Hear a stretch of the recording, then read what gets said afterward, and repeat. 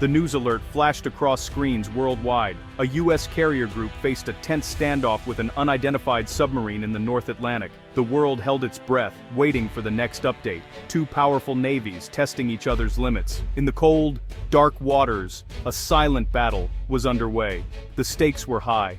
The world waited. The USS Gerald R. Ford was more than an aircraft carrier. It was a floating city, home to over 5,000 souls. Its flight deck was a whirlwind of controlled chaos. Jet engines roared, steam catapults launched F-35Cs, sailors in colored jerseys moved with purpose. Every job was critical. Life here never stopped. Below deck, the ship was a labyrinth of corridors and compartments. In the galleys, cooks prepared thousands of meals. In the engine rooms, nuclear engineers monitored the reactors.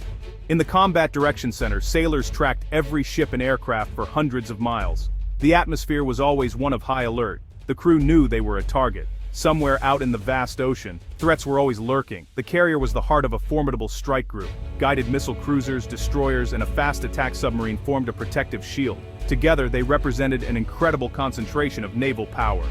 Rear Admiral Eva Rostova commanded this force, wielding it with wisdom and restraint.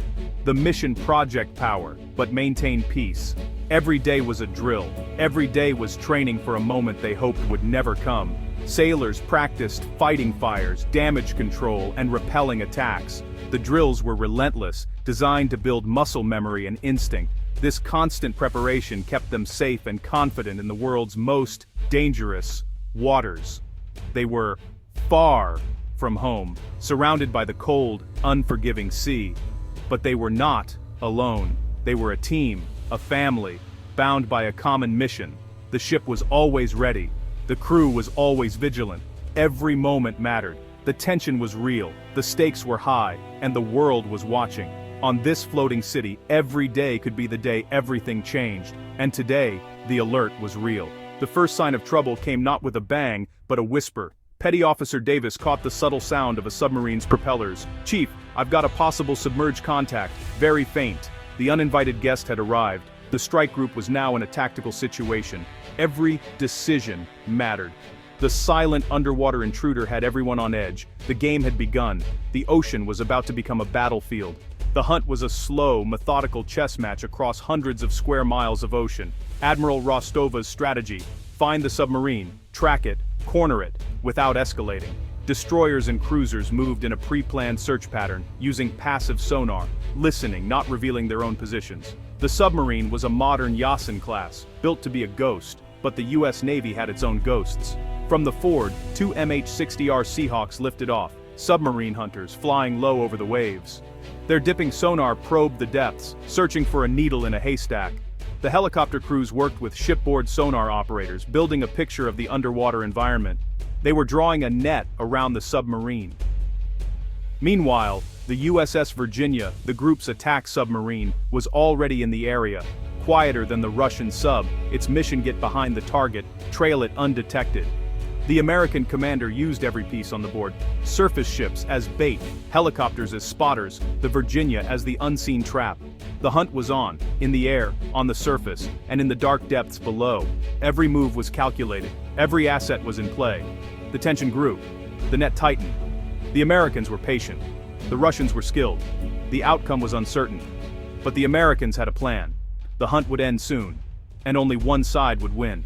Deep beneath the surface, Captain Dmitry Volkov commanded the Russian Yasin-class submarine Kazan. His mission: locate the American carrier group, get close, simulate a torpedo attack, a message to the Americans. Volkov had tracked the group for 2 days, using satellite data and passive sonar.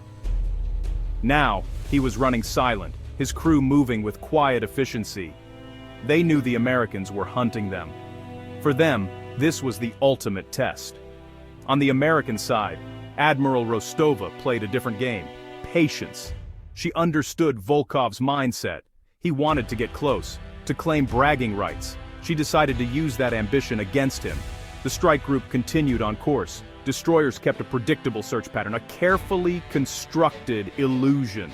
The Americans created a sonar trap, leaving a gap in their coverage, a seemingly safe corridor. It was an invitation. The plan: lure the Russian sub into the trap. If they miscalculated, the sub could slip through. But Rostova trusted her team, her technology, and her understanding of her opponent.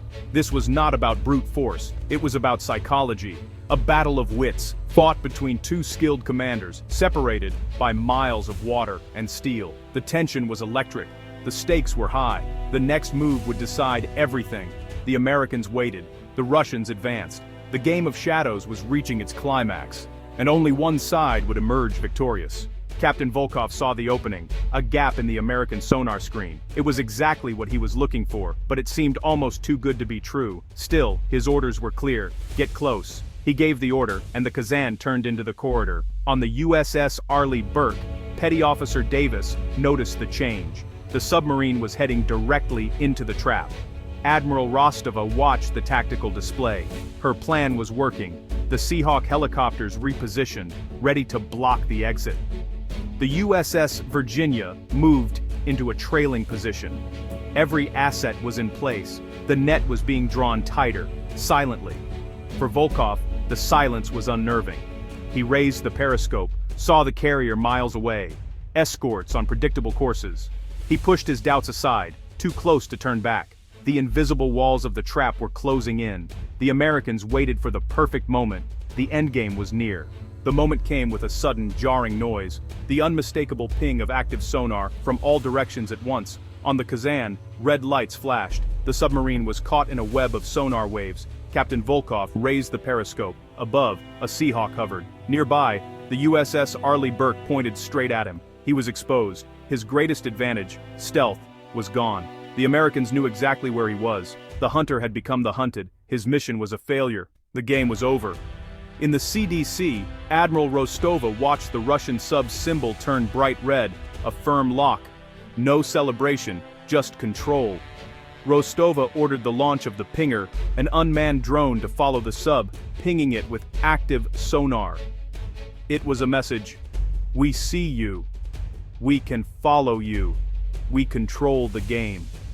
It was a demonstration of superior technology and tactical skill, a non-aggressive act, but a clear signal. Captain Volkov had a choice: escalate or accept defeat and retreat. The next move was his. The Americans had won the round. The world would soon know. The silent war had a victor. The message was clear. The game had ended.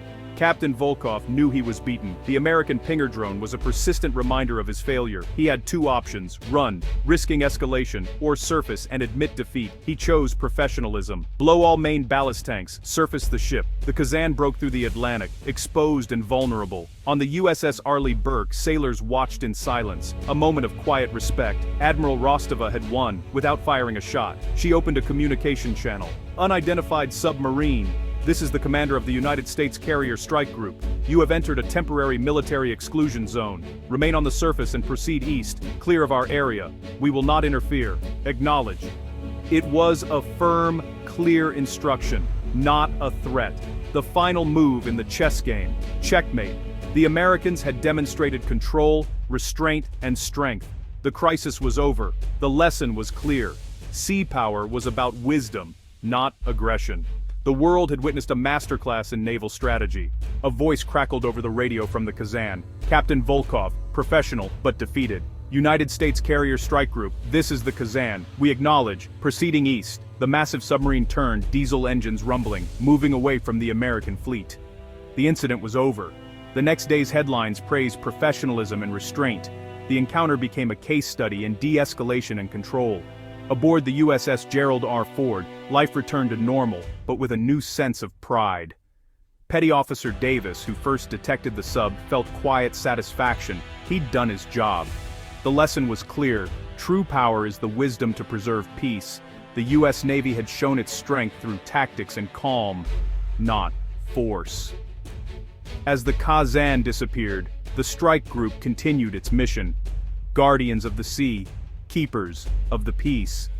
The greatest victory is the one won without a fight. The world had watched and learned. The ocean was quiet again, but the lesson would echo for years to come.